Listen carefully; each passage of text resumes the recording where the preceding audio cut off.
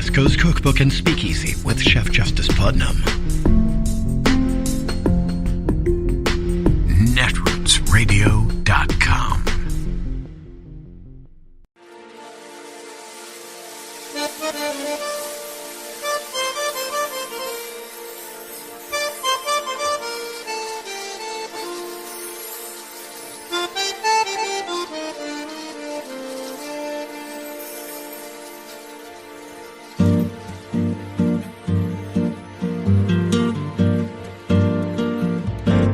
Je voudrais du soleil vert, des dentelles et des théières, des photos de bord de mer, dans mon jardin d'hiver. Je voudrais de la lumière, comme en Nouvelle-Angleterre. Je veux changer d'atmosphère, dans mon jardin d'hiver.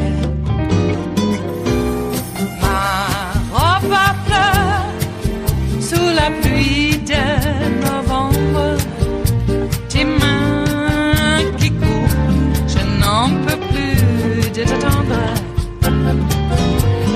Les années passent, il est loin, là je tombe.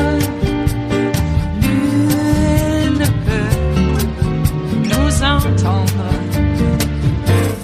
Je voudrais du Fred Astaire, revoir un latte. We're also just getting some information about a new witness who's agreed to testify publicly in front of the January 6th Select Committee. What can you tell us? Yeah, and it's a significant one, Wolf. CNN learning that Sarah Matthews, who's the former deputy press secretary in the Trump administration, was there on January 6th and then resigned shortly after because of she was upset with the way the former president and his staff handled January 6th, has agreed to testify publicly at an upcoming hearing. Now, we don't expect it to be a part of next Tuesday's hearing, which was just announced a few minutes ago by the committee. That hearing will focus on domestic extremism and white nationalism and its ties to the Trump White House. Sarah Matthews could be involved more in a hearing that focuses on Trump's lack of attention to what was happening on January 6th. She, of course, is among the former Trump White House allies who have rushed to the defense of Cassidy Hutchinson, the star witness that we saw at the last hearing. Congressman Comstock, expanding or bringing us back here to Washington, we expect to hear from Sarah Matthews. I mean, you've been in Republican politics a long time. Sarah Matthews, if we hear from her, there was a pretty interesting tweet from her that I think we can show everyone that she put up about Cassidy Hutchinson, essentially saying that Cassidy Hutchinson was brave and that anybody downplaying her role is trying to discredit her because they're scared. There are a lot of young women stepping up here. What does it say to you that Sarah Matthews may be the next witness? Well, I think you've seen with this committee, the women are leading from Liz Cheney. I also would like to point out that Adam Kinzinger has too, as a Republican, people who are doing this to a great threat, and he's getting threats against his family. But I think Cassidy Hutchinson's testimony was very impressive. And now you're going to have someone who is in the middle of the press office, worked with Kayleigh McEnany, was her deputy, who probably on that day, in the days leading into that, was all in the middle of this. Remember, we have all those texts from Mark Meadows back and forth to Fox News when Sean Hannity's saying, hey, the counsel's office is going to quit. You can't do this. Sean Hannity and Kayleigh McEnany were talking and texting during that time. Well, probably I would imagine Sarah Maxwell, in addition to being able to confirm able to confirm a lot of the information that Cassidy Hutchinson testified to, is going to be able to give additional information about what was going on in a lot of detail. And I think this is coming together very well and very seriously, because I know when I was in my previous life, I was a counsel on a committee. We did do referrals, and the documentation that we got sometimes was a little ahead of the Justice Department, but it was and sometimes different from what the Justice Department got. But now you're seeing the Justice Department also pick up the ball, and they're doing things, and it's coming together well. And it's not going to just be he said or she said, she said. It's going to be a lot of documentary records, and MVP goes to Mark Meadows, who in real time you see all of those texts that went on that confirm really what these women are saying. Text from Mark Meadows, it's like the name of a bad play or something like that. Sarah Matthews, who is a former deputy press secretary, spoke to the January 6th committee. We've seen a little of her testimony, but she's now agreed, according to two sources, to testify at an upcoming hearing. What questions is the committee going to have for her, do you think? I think it's going to be, number one, state of mind about what was happening, what she observed with former President Trump. I do think the committee is using her to bolster Cassidy Hutchinson, the other former aide who we saw testify and who has come under pretty intense attacks from people around former President Trump, questioning specific pieces of her testimony and trying to raise questions about her credibility. So I think that's a big piece of the goal here. Who is Sarah Matthews? She's a former deputy press secretary. I mean, she was not, a senior aide. She was somebody, however, the junior aides in all of Washington, and you know this, see a lot, right? So, I mean, she was in a bunch of rooms. She was aware of a number of things that were going on. Exactly what the committee is hoping to get from her, I think we have to see. But I do think that a big piece of it is this is supposed to bolster what they got from Cassidy Hutchinson. Yeah, and she and others knew that it was a very bad idea when Trump sent that text about Mike Pence. They knew the right thing to do for the president at that point was to tamp things down, and he did the exact opposite. Yeah, two people that we've been highlighting over in our Magic Wall segments every day, I'm proud to say, for weeks now have been Cassidy Hutchinson and Sarah Matthews. Cassidy Hutchinson, of course, was an enormously important witness. The most important thing we've seen, we've only gotten a glimpse of Sarah Matthews' testimony. She talks about being inside the White House as the riot was happening, and she said something to the effect of, we all realized that the president had to tamp this down. Next thing we know, we look at our phones, 2:24, notification, Donald Trump sends the Mike Pence tweet. So I think we're going to get an inside view. And look, it's another live witness who was a White House staffer who can corroborate perhaps Cassidy Hutchinson, who may have stories of her own from what she literally saw during that day. It is Wednesday, the 6th of July of 2022, and you are in West Coast Cookbook and Speakeasy. I am your chef de cuisine, Justice Putnam. Gunner the English Bulldog is our snoozing sous chef, and our daily special is Smothered Benedict Wednesdays. Will no one rid us of these meddlesome priests? Have you noticed that the ones that believe in social justice, shall we say, no relation, seem to have all been killed at the pulpit? And then the Opus Dei freaks, I don't know, they get to live on and on and on and on and on, and then somehow they have progeny. I don't know how that works. Or maybe it's maybe they get progeny and they have to recruit. Whatever. Seems like the Opus Dei priests are taking over, and the great voices of social justice, like Archbishop Romero, just murdered at the pulpit. Had another one murdered in South America, too. But the reports are that it's okay. There was nothing political about it. It was just the drug cartels. Oh, really? Nothing political, huh? Power is power. No matter what the commodity is that gives you enough revenue to be able to impress your power. Here in America, it was tobacco. Yeah, let's just steal this crop from the Indians, hybrid it, supercharge it. Later on, we'll turn it into crack tobacco.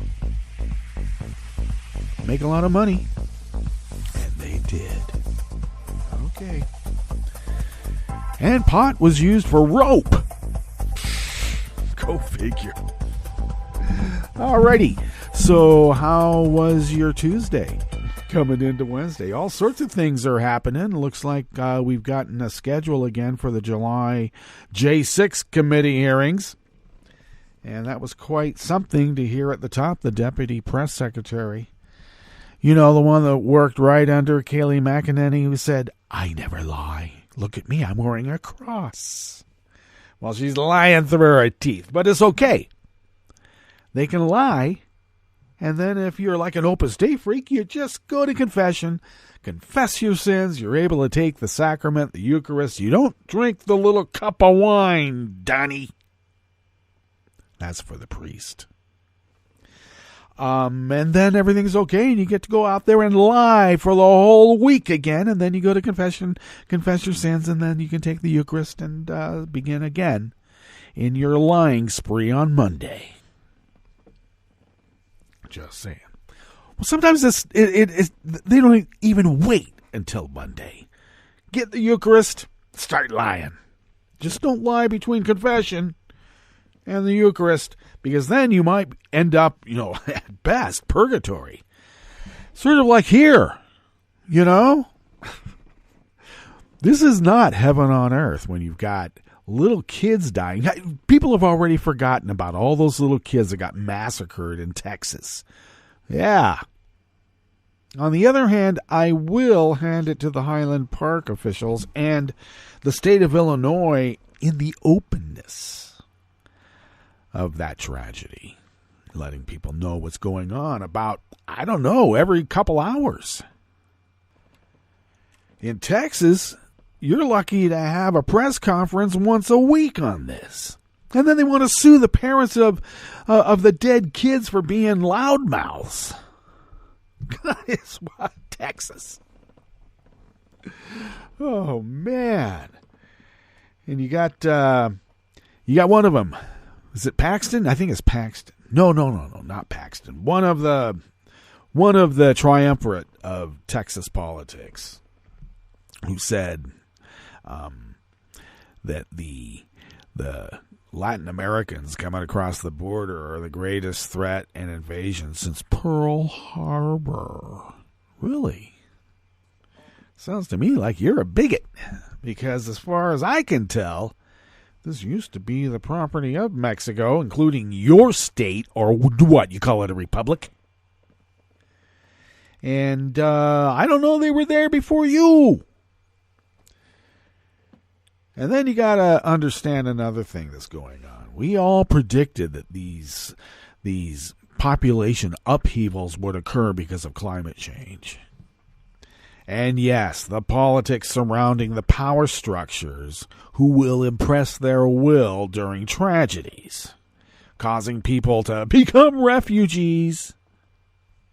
You don't have to become a refugee, but if you do, you might live. So you come to the beacon of hope, the one that has a statue, as big as a mountain out there in the middle of this water. Come to America.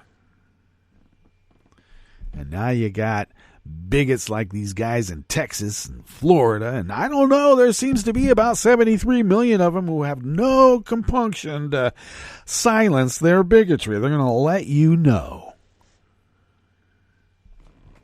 Silent majority, my ass. I read another article, or came across another article, where DeSantis is likened to Nixon, the heir to Nixon, because they're both reclusive and repulsive. Just sourpusses. Okay. So we got that going for us, and we're going to have to go and do it again, which is all right, because I keep telling people, once you punch the Nazi, you got to punch him again. And it becomes an endless cycle. I'm sorry, but that's the way Nazism is. They're rust. It's a corrosive element in our world, and we have to work hard to keep rubbing it out. There's no negotiating with rust. All right? You can't sit back and go, oh, I've made a deal with rust. You got to punch the Nazis, and then you got to punch them again. Please. Look what's happening. This is from decades of not taking it seriously. Now, I know, I just, let me back up a little bit as I'll repeat, as you out there who are my friends know. We were not allowed to use the F and N word when we were growing up. You couldn't just call someone a fascist and a Nazi. That was intellectual lazyism. Lazyism? It was lazy intellectualism. There we go. Where am I? Europe? Anyway, everything's backwards in Europe, Yeah. House White. No, you mean the White House, right? No, House White. So we were not allowed to use those terms. We couldn't just throw those pejoratives around, and the reason for it is that it really lessened what they really were. Words matter.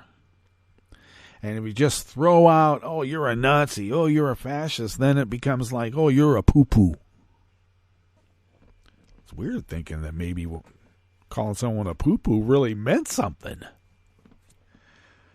But the tragedy that came about because of what those words represent could not just be thrown around.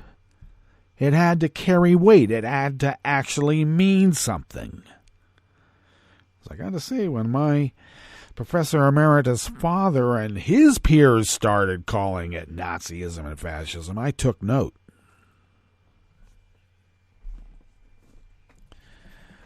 Because they were a lot more disciplined against the use of the F and the N word than I ever was, but I was very mindful of it. I did not want to just throw that around because it felt good coming off the tongue. It had to mean something. You didn't want to turn it into, you're a poo-poo. Mother effing Nazi F. Goose step your way out of here. That's the attitude you got to have.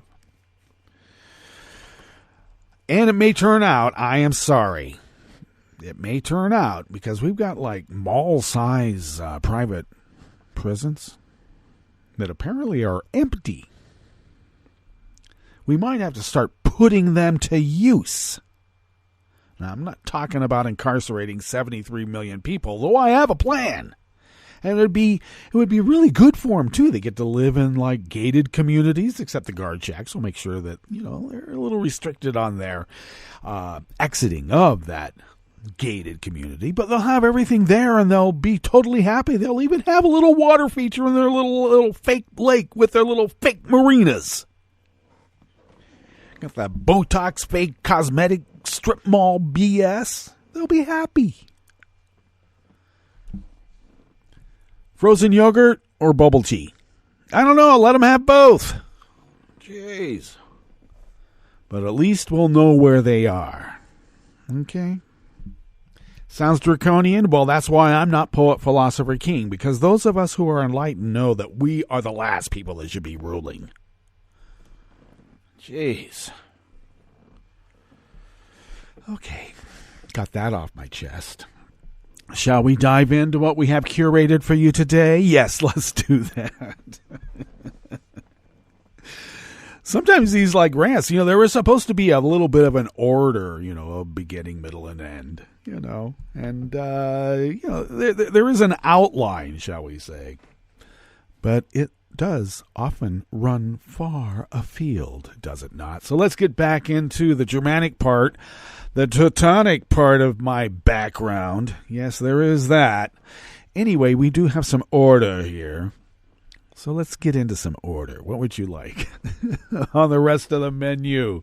I mentioned the Deputy Press Secretary testifying for the J6 committee already, but on the rest of the menu here, as we begin in the Bistro Cafe part of West Coast Cookbook and Speakeasy, a Trump-endorsed Ohio GOP House nominee says the 380 mass shootings so far this year are a fair trade for his Second Amendment rights. All right. Looks like the Second Amendment took the fifth on the fourth. They always do.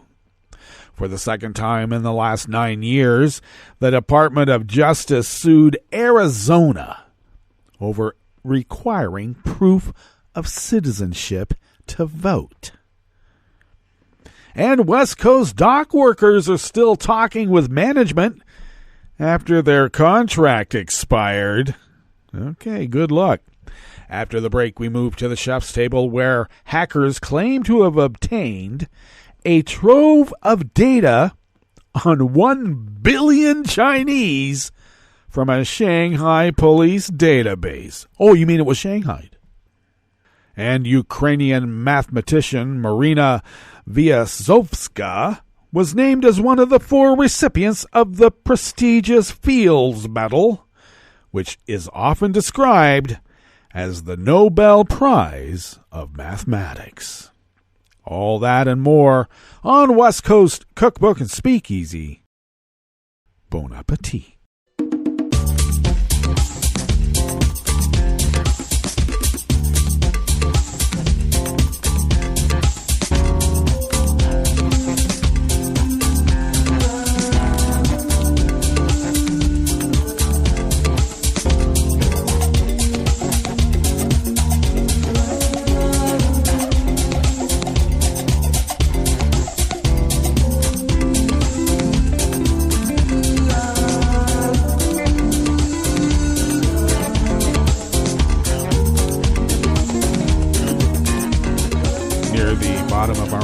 At netrootsradio.com. To the right of the page is the chat room link, and the chat room is monitored by Kelly Lincoln. Thank you, Kelly. And a reminder to folks that Kelly will be in person in Pittsburgh. Well, she's going to be at Netroots Nation. That's what I'm trying to tell you, and it's going to be in Pittsburgh. And all the safety precautions will be observed because that's who we are. And when I say we, I mean the Democratic spectrum of all this. Anyway, Kelly will be in person at Netroots Nation this year, which means that we're going to have some actual rather than virtual interviews with folks and other coverage. So stay tuned as we get ever closer to Netroots Nation. Thank you, Kelly. If you out there in radio listening land or podcast listening land, depending, would look across the homepage there at netrootsradio.com near the bottom to the left. From the chat room link, you will then notice our Patreon link. And I don't need to tell you that we need money, but I just did. So if you would like to send us what you might spend on an espresso-type coffee drink once a month, that really helps us pay our bills. And we have found in the 11 years of this continuous 24/7, 365 resistance broadcasting that if we pay our bills, we fly under the radar because they still have that technology. And then we can get away with a lot of things, as you can tell. Anyway, all kidding aside, we do take it seriously as if it is our civic duty because it is. And you are responsible with your generosity in allowing us to fulfill this civic duty because it's not just fun and games. There's some serious voices out there, and we're proud to help bring them to the fore. So thank you for your generosity, and thank you for your generosity in the future because we are not going anywhere. It looks like the resistance is going to have to continue resisting because rust never sleeps. If you would like to follow Netroots Radio on Twitter, you can do so at Netroots Radio. Thank you, Tom, for taking care of that. And a hell of a lot more. Thank you. Now, you can follow me on Twitter at Justice Putnam. Incidentally, I post the show notes and links diary on Daily Coast because you could follow me there too. But I post that up on social media like Twitter. And that's where the show notes and links, of course, is where you can find the real reportage. So there it is for you. If you would like to follow the show on Twitter, you can do so at Cookbook West and pick up those podcasts that I mentioned by way of Spreaker, Stitcher, TuneIn, iHeart, YouTube, iTunes, really wherever you find news podcasts. And as a reminder, once again, now the deep archive of the Netroots Radio Library can be found at the Internet Archive at archive.org. Yes, it is. Okay, this first offering here in the Bistro Cafe of West Coast Cookbook and Speakeasy Smothered Benedict Wednesdays is by Emily Singer from the American Independent. And I got to tell you, when you go to the show notes and links and go look at this article, the candidate here that they describe as an Ohio GOP House nominee, he is one of these Proud Boy maggots who are running for office. And you can tell that it's going to be rather contentious, and I'll tell you why. Because apparently, to run for office, especially if you're a Proud Boy, you don't have to piss in a jar.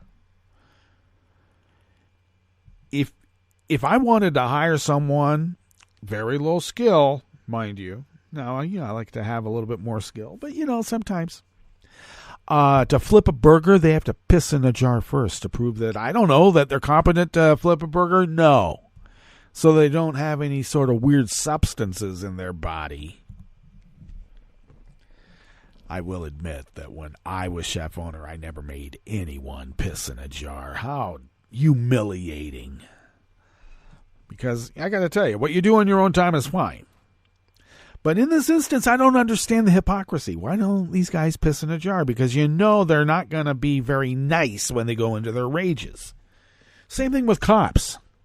Every cop should be made to piss in a jar to make sure they're not on steroids. Please. Well, let's get into this article about this GOP House nominee from Ohio. Ohio. Well, he said on Monday that mass shootings are an acceptable price to pay for his right to own guns after the Highland Park shooting. But, in his mind at that point, it was just a bunch of Jews anyway. That's another thing that cracks me up. The media is making it sound like this is the first time anybody's ever thought that Highland Park and that part of Chicagoland, I like how they call it Chicagoland now, was not Jewish. Oh, it's a surprise. It's Jewish. Oh, no. This is such a revelation. Who knew? Everybody. You watch Ferris Bueller's Day Off. Come on. God. I don't know. It's so in this guy's head, there's a bunch of Jews that are getting killed anyway. Give me my gun. I don't care if countries in Europe have less shootings because they don't have guns. This is this Republican J.R. Majewski. I care about the United States of America and our Second Amendment rights. I think Americans stopped caring what Europe thought of our country in 1776. Well, actually, there was a lot of Europe that helped us in 1776 against the Brits, you stupid maggot Nazi. Jesus. Majewski made the comments moments after a mass shooting at the July 4th parade in Highland Park, a wealthy suburb of Chicago. The shooting killed at least 6 people and left dozens wounded. Police have arrested a 22-year-old man from neighboring Highwood in connection with the shooting. Majewski is running in Ohio's 9th congressional district, a formerly safe Democratic seat that Biden carried by nearly a 20-point margin in the 2020 presidential election that is now newly competitive after gerrymandering carried out by the Republican-controlled Ohio Redistricting Commission. I thought it was a gerrymandering commission. The polling organization, 538, now says the district has a 6-point Republican lean. So let's put a Proud Boy in and let him rage.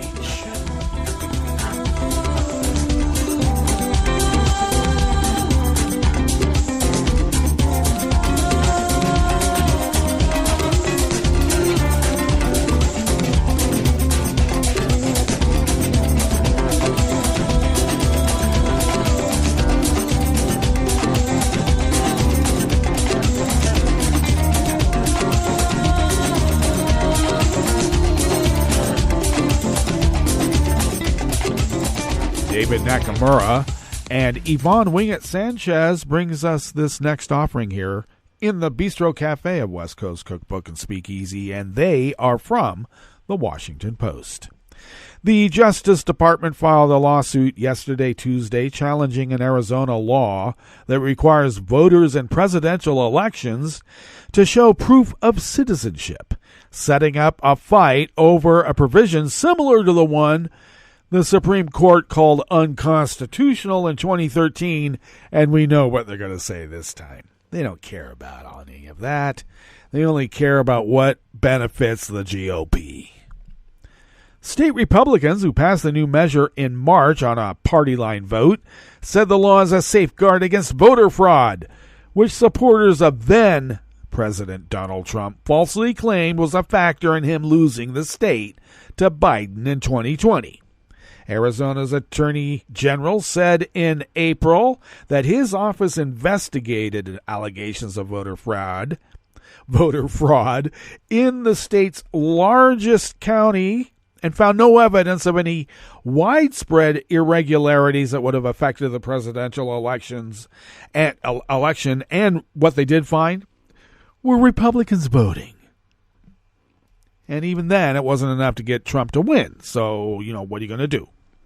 Democrats have lambasted House Bill 2492 as another of the state GOP's long-standing efforts to restrict voting and make it more difficult for some residents, including naturalized immigrants, to take part in elections, let alone the elderly people. The bill requires voters to provide proof of citizenship, such as a birth certificate, passport, or naturalization papers on a federal voter registration form. It also mandates that county officials cross-check voter registration rolls with citizenship records and disqualify those who are not listed as a citizen in the database. They're keeping a database, folks. All right. I thought they didn't like that. We don't want to have to register this gun because we don't want to be in a database. Okay. Democrats and voting rights experts have said the safeguards are not necessary, given the absence of evidence that a significant number of non-citizens are trying to participate in U.S. elections.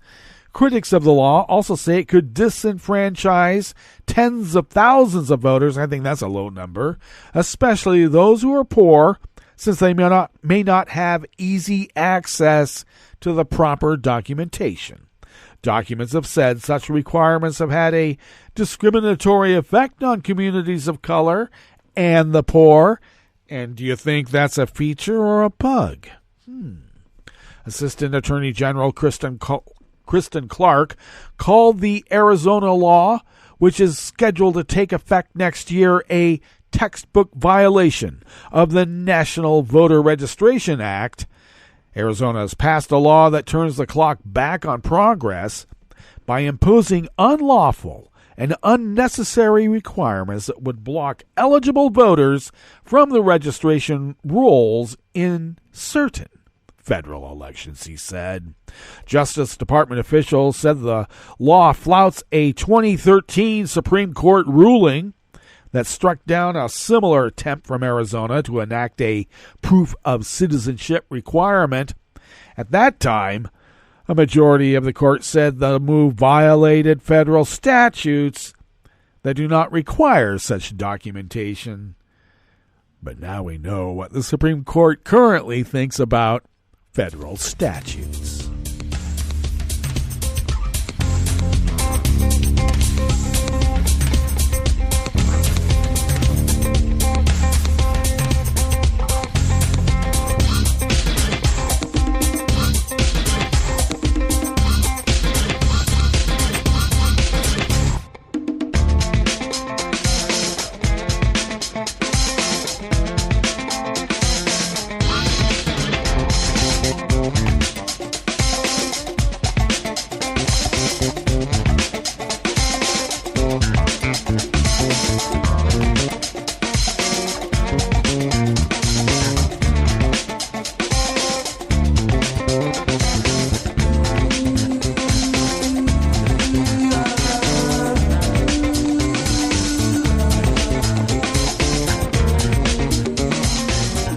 Robert Jablin of the Associated Press brings us this final offering here in the Bistro Cafe part of West Coast Cookbook and Speakeasy Smothered Benedict Wednesdays.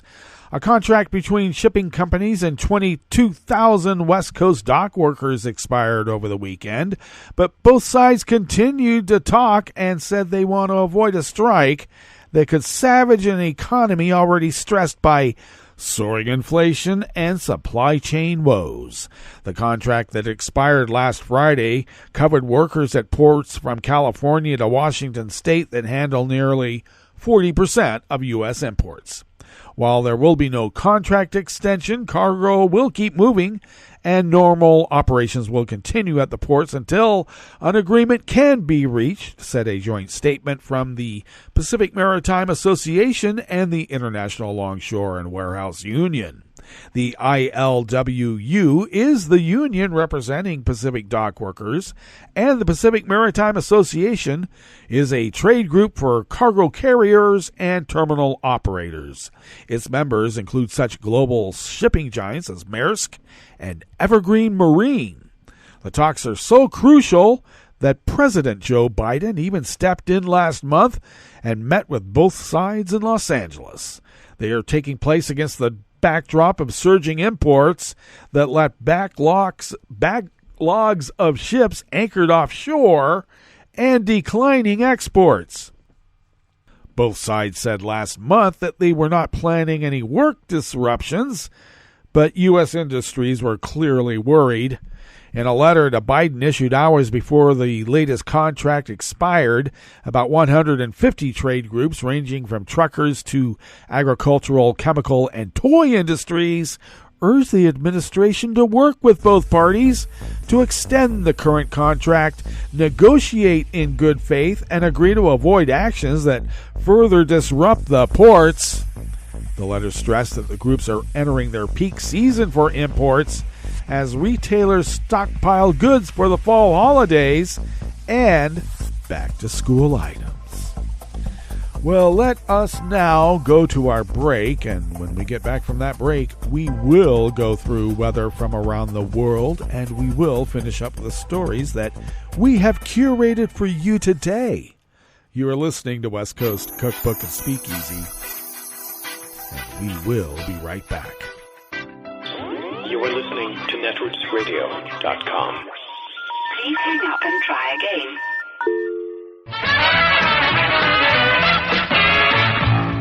From a point at sea to the circles of your mind, a new force is at work for planetary transformation. New radio for a new Earth.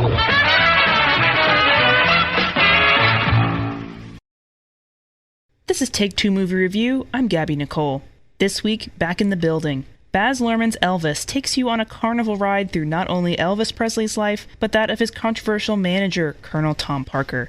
An argument could be made for calling the film The Colonel, given the presence of Tom Hanks' character in the film. If Elvis is the Earth, Parker is the Moon, narrating the action and stealthily looming as the film progresses. Austin Butler's performance as Elvis is honestly impressive, especially considering he's from the Disney Channel School of Acting. He brings the king down to a human level, or at least as human as Elvis Presley can seem. On the other hand, Hank's Colonel Parker is cartoonish. Between the fat suit, the cosmetic jowls, nose, and the carny speak, Parker seemed more like the Penguin. Other support mostly fades into the background, as they're overshadowed by the Colonel. The film has a bit of an identity crisis on how it portrays race, specifically how Elvis and African Americans interacted musically and culturally. Elvis was not racist, but this film's handling of race could be seen as leaning that way. The black characters, including B.B. King, Sister Rosetta Tharpe, Little Richard, and other successful black artists, serve as props for Elvis. The film is about Elvis, but their positive interactions seem like mere references in the Book of Elvis. Black music is depicted as raw, primal, and sweaty, and Elvis as a white savior, which he was in some respects, but in a way explored not nearly enough. Some postscript could have helped with this issue. On leaving the theater, an employee asked if I liked the film. I said that if you like Elvis, this is the movie for you. Elvis may be the film for reminiscing fans, but not for musical and racial context, or a particularly nuanced performance from Hanks. This has been Take Two Movie Review. I'm Gabby Nicole. Catch up with us at TakeTwoMovieReview.com and feed us back on our channel on YouTube.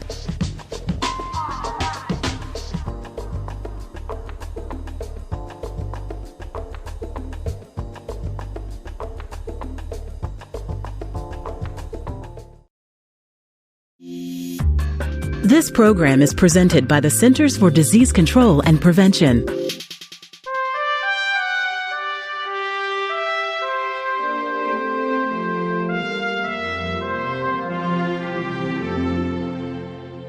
Welcome to A Cup of Health with CDC, a weekly feature of the MMWR, the Morbidity and Mortality Weekly Report. I'm your host, Dr. Kathleen Dooling. From a very young age, we're encouraged to eat fruits and vegetables. Unfortunately, many Americans are not getting the message. Dr. Seung-hee Lee Kwon is with CDC's National Center for Chronic Disease Prevention and Health Promotion. She's joining us today to discuss the importance of eating enough fruits and vegetables. Welcome to the show, Seung-hee. Thank you for having me. Seung-hee, what is the recommended amount of fruits and vegetables? The federal guidelines recommend that adults consume at least 1.5 cups to 2 cups of fruit and 2 to 3 cups of vegetables each day. This is for adults who get less than 30 minutes of physical activity a day. Adults who are more physically active need more calories and thus should be eating more fruits and vegetables. 1 cup is about 12 strawberries or 1 large tomato. How many people consume the recommended amount of fruits and vegetables? We found that very few adults are getting enough fruits and vegetables.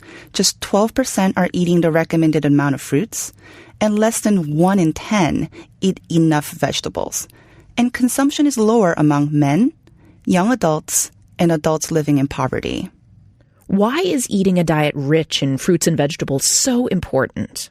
Eating a diet rich in fruits and vegetables can help with 3 things. 1, it can reduce the risk of many leading causes of illness and deaths, such as heart disease, type 2 diabetes, some cancers, and even obesity.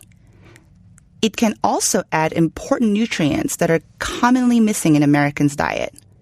And it can help with weight management if adults consume fruits and vegetables instead of other calorie-dense foods. How can we meet the recommended daily intake of fruits and vegetables? Try to fill half of your plate with fruits or vegetables at each meal or every eating occasion. Making fruits and vegetables the focal point of your meal will help you meet your recommendations. For example, recent studies have shown that adults get most of their fruit during breakfast and snacks. So you can try adding berries to your morning oatmeal or grab a piece of fresh fruit as an afternoon snack. For vegetables, most adults eat them at dinner, so try adding more into your lunch by adding a side salad or packing a snack of baby carrots or grape tomatoes. Are canned or frozen products just as good as fresh? All forms of fruits and vegetables count towards meeting the recommendations. For the most health benefits, make sure that the fruits and vegetables you consume have a limited amount of salt, butter, sugar, or creamy sauces. When selecting canned fruits, choose the ones with lowest sugars. And for canned or frozen vegetables, choose those lower in sodium. Where can listeners get more information about eating a healthy diet? Listeners can go to cdc.gov/nutrition or choosemyplate.gov. Thanks, Seung-hee. I've been talking today with Seung-hee Lee Kwon about the importance of eating a healthy diet. Eating a diet rich in fruits and vegetables can help reduce the risk of many leading causes of illness and death and add important nutrients to your diet. Make sure you're eating enough. Until next time, be well. This is Dr. Kathleen Dooling for A Cup of Health with CDC. For the most accurate health information, visit cdc.gov or call 1-800-CDC-INFO. Hi, I'm Tom Hartman, and since you're listening to netrootsradio.com, show your progressive side and go to the donate button on the bottom of the homepage. It's progressives like you who power Netroots Radio and keep the progressive message beaming everywhere 24 hours a day. Just go to our donate button at the bottom of netrootsradio.com. Thank you for keeping progressive radio at full power.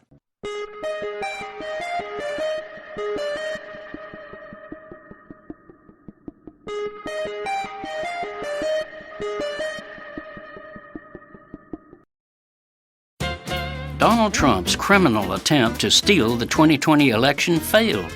But it's not the only recent coup attack on our democracy. In the last few years, a cabal of right-wing zealots have plotted to seize control of the U.S. Supreme Court. By hook and crook, they've installed a 6-judge majority, and now they're using them as a political cudgel to try stealing not just a constitutional right, but an inherent human right from American women, the right to make their own reproductive decisions. By judicial fiat, the right-wing judges have decreed that the state will make birth decisions regardless of what mothers want. This is the Republican Party's current concept of small government. When the Supremes issued their government decree in June, headlines blared that the decision by, quote, conservatives on the court, quote, ends a woman's right to choose. That's wrong on 2 counts. First, there is nothing conservative about what amounts to a naked power grab by a small minority of pious ideological tyrants. Second, a human right cannot be ended. The judicial authoritarians who are perverting the court's purpose from justice to autocracy are deluding themselves if they think that 6 unelected judges ensconced in a marble bubble in Washington can deter the democratic imperative, much less the maternal authority, of millions of American women. Reality has many ways to conquer ideology. To be blunt, the right wing lost this fight the moment it won the ruling. Unfortunately, even the Biden White House doesn't get the depth of the public's outrage and determination to restore this right into law. Asked about rising anger at his inaction, Biden dismissed the critics. "I'm the only president they got," he snapped. This is Jim Hightower saying Joe might want to reflect on the vibrant history of American democracy. If leaders don't lead, the people will, even if that means getting a new president. Howdy-ho, folks. Thanks for tuning in and sharing my weekly commentaries. Also, please join me for a live web show I host every other Tuesday, the Hightower Lowdown Happy Hour at the Chat and Chew Cafe. You can join the action live online as I chat with grassroots leaders and progressive sparklies from around the country. Go to hightowerlowdown.org/chat-and-chew to find out about upcoming guests and watch past episodes. That's hightowerlowdown.org/chat-and-chew. Welcome to 60 Second Civics from the Center for Civic Education. I'm Mark Gage. Independence Day is a time to remember and appreciate our heritage of a democratic form of government and to reflect on our country's fundamental principles. Over the next few episodes, 60 Second Civics will examine some of the fundamental ideas about government that were contained in the Declaration of Independence, which was passed by Congress on July 2nd, 1776, and issued on July 4th. The Declaration announced the separation of the United Colonies from Britain and the formation of a new nation, the United States of America. The document listed reasons for the separation and a philosophical argument in defense of the action. Its second paragraph begins with this: "We hold these truths to be self-evident, that all men are created equal, that they are endowed by their Creator with certain unalienable rights, that among these are life, liberty, and the pursuit of happiness." Thomas Jefferson was the principal author of the Declaration of Independence, although John Adams and Benjamin Franklin made a few changes, and members of Congress made additional edits. According to Jefferson and other prominent thinkers of his time, such statements as "all men are created equal" and "endowed by their Creator with certain unalienable rights" are obviously true and do not require proof. The truths are held to be unquestionable and beyond debate, since their truth is said to be obvious. They can be stated without elaborating or defending them. These ideas were very familiar to Jefferson and the other authors and editors of the Declaration. They were also very familiar to most Americans of the time. We'll learn more on tomorrow's episode. 60 Second Civics, where civic education only takes a minute.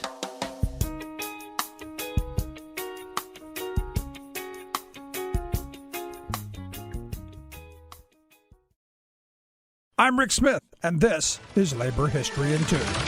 On this day in labor history, the year was 1892. At 3 a.m., an alarm sounded in the town of Homestead, Pennsylvania. The steelworkers who lived in the town were on strike. Andrew Carnegie was the owner of the mill, located just outside of Pittsburgh. The Carnegie Steel Company was making massive profits, a record $4.5 million just before the 1892 confrontation. Even so, Andrew Carnegie was determined to lower the cost of production by breaking the union. As the union's 3-year contract was coming to an end in 1892, the company demanded drastic wage cuts. During the contract negotiations, management didn't make proposals to negotiate, instead issued ultimatums to the union. The local newspaper pointed out that it was not so much a question of disagreement as to wages, but a design upon labor organization. The manager of the mill, Henry Clay Frick, tried to bring in the Pinkerton National Detective Agency, which was known for infiltrating unions and breaking strikes. The workers were determined not to let the Pinkertons into the mill. For 14 hours, the workers battled with the Pinkertons and attempted to sink their barge. At the end of the battle, 9 workers and 3 Pinkertons lay dead.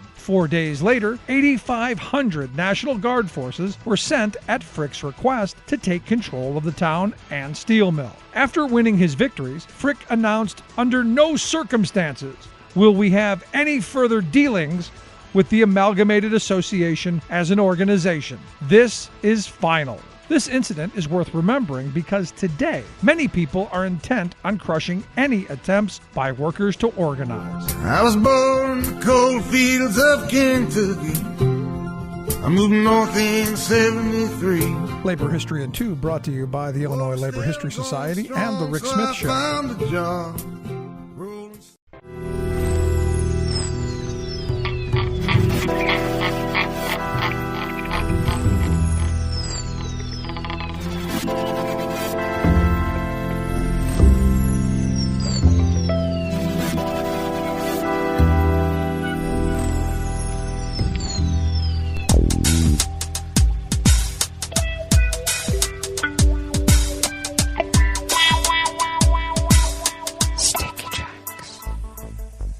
Thank you for accompanying us here to the chef's table at West Coast Cookbook and Speakeasy. Smothered Benedict. Wednesdays will no one rid us of these meddlesome priests.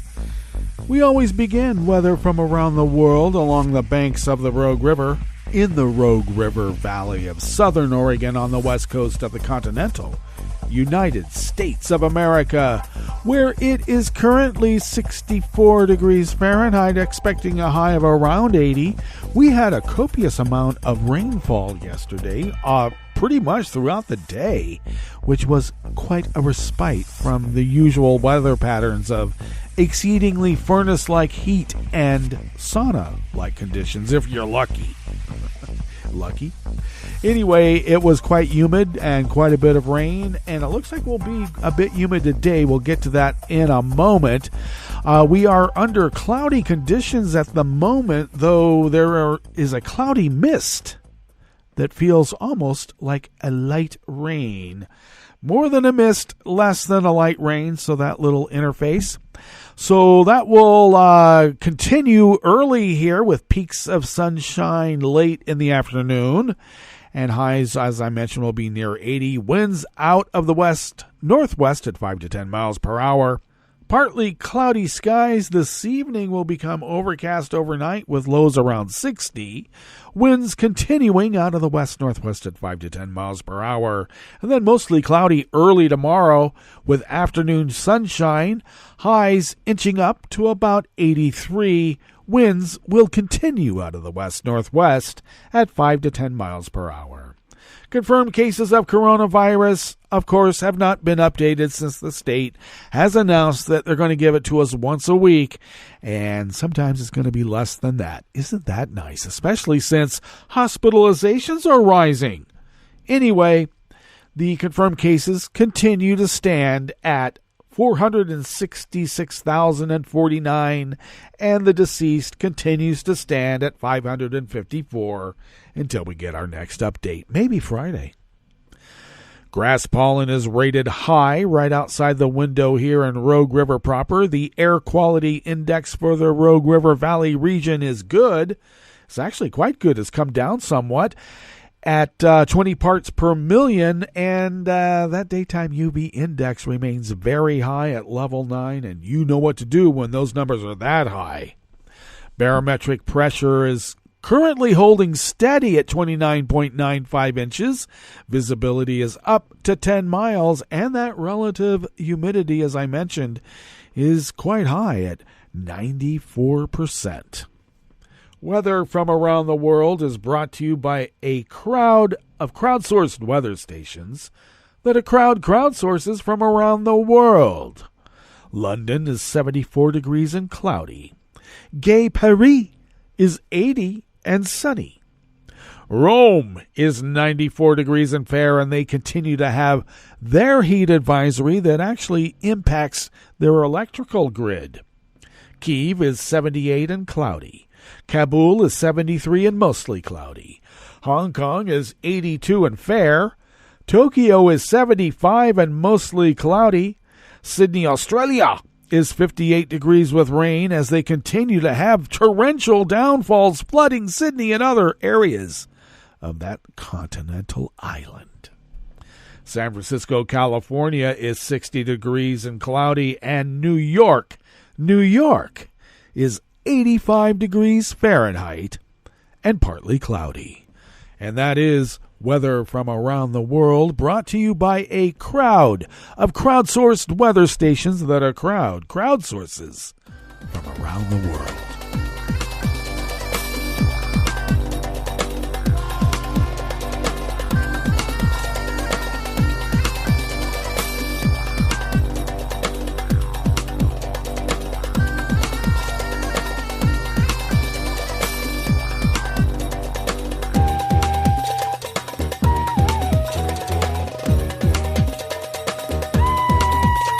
Zensu of the Associated Press brings us this first amuse-bouche here at the chef's table at West Coast Cookbook and Speakeasy.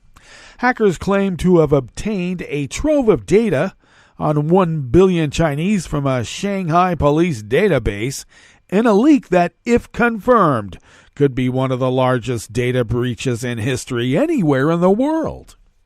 In a post on the online hacking forum Breach Forums last week, someone using the handle China Dan offered to sell nearly 24 terabytes of data, including what they claimed was information on 1 billion people and several billion case records for 10 Bitcoin, which is worth about $200,000. Oh, in other words, they're bottom feeders. The data purportedly includes information from the Shanghai National Police database, including names, addresses, national identification numbers, and mobile phone numbers, as well as case details. Wow, I wonder if it's somebody from Hong Kong. A sample of data seen by the Associated Press listed names, birthdates, ages, and mobile numbers.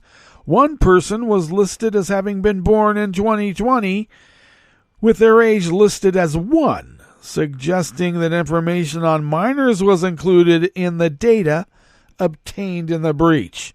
The AP could not immediately verify the authenticity of the data samples.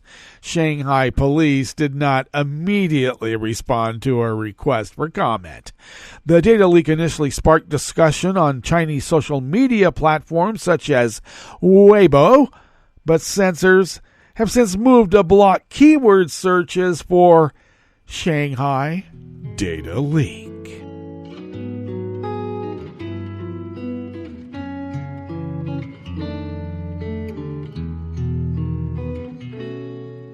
Je te donne ce mon amour pour la vie entière, la promesse de me trouver à tes genoux. Aussitôt que tu m'appelles, rester toujours fidèle, c'est tout, c'est tout.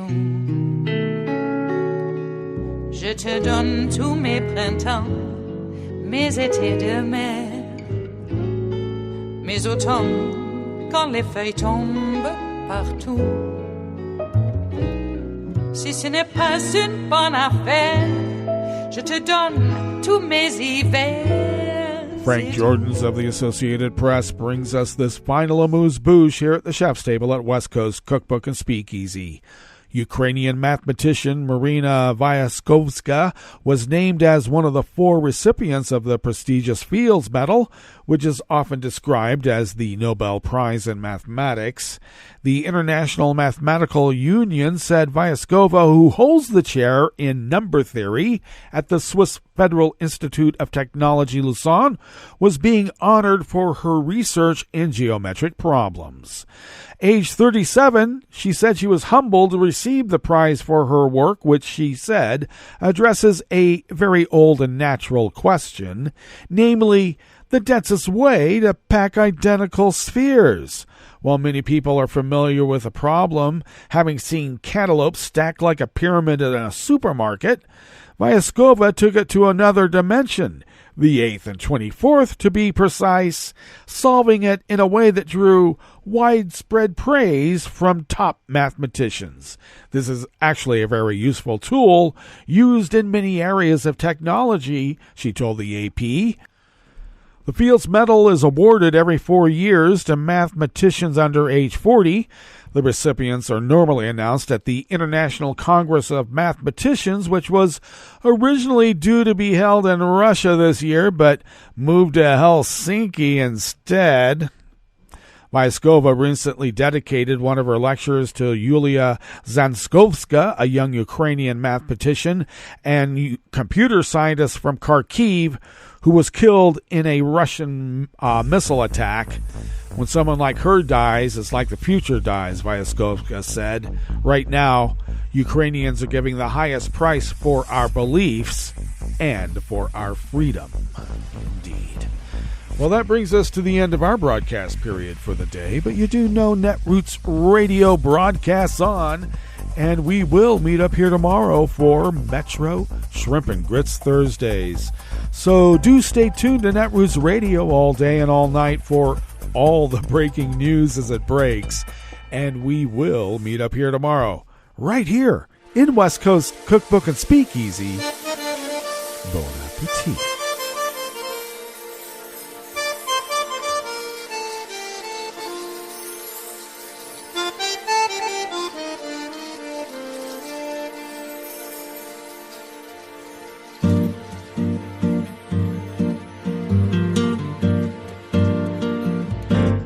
Je voudrais du soleil vert, des dentelles et des théâtres, des photos de bord de mer, dans mon jardin d'hiver. Je voudrais de la lumière, comme en Nouvelle-Angleterre. Je veux changer d'atmosphère, dans mon jardin d'hiver. À fleurs, sous la pluie de novembre, tes mains qui courent, je n'en peux plus de t'attendre. Les années passent, il est loin, là je tombe. Nul ne peut nous entendre. Je voudrais du Fred Astaire, revoir un latte coeur. Je voudrais toujours te plaire dans mon jardin d'hiver. Je veux déjeuner par terre, comme au long de golfe clair. T'embrasser les yeux ouverts dans mon jardin d'hiver.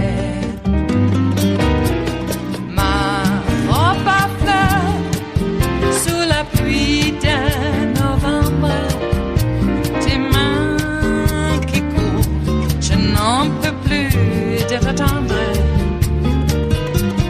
Les années passent, il est loin, là je tombe. Nul ne peut nous entendre. Ba-da-da-dum-di-da-dum. Ba-da-da-dum-di-da-dum. Ba-da-da-dum-di-da-dum. Dans mon jardin d'hiver. Ba-da-da-dum-di-da-dum. Ba-da-da-dum-di-da-dum. Ba-da-da-dum-di-da-dum. Dans mon jardin d'hiver. Dans mon jardin d'hiver. Dans mon jardin d'hiver.